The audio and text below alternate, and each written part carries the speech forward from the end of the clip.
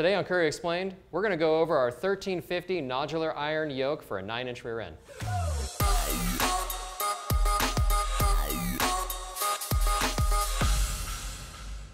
Hey guys, I'm John Henson for Currie Enterprises. Today we're talking about a 1350 yoke, nodular iron for a 9-inch rear end.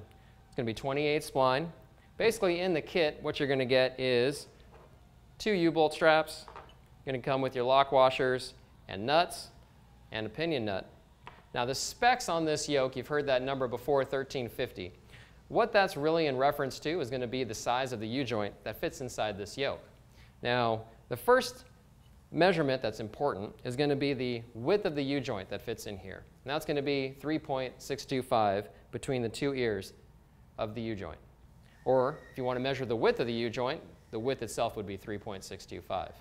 The other important measurement is going to be the diameter of the cap on the U-joint. And that's actually going to measure 1 3/16 inches. That defines what a 1350 yoke is. If you have any further questions, feel free to give us a call, send us an email, or leave a comment below. If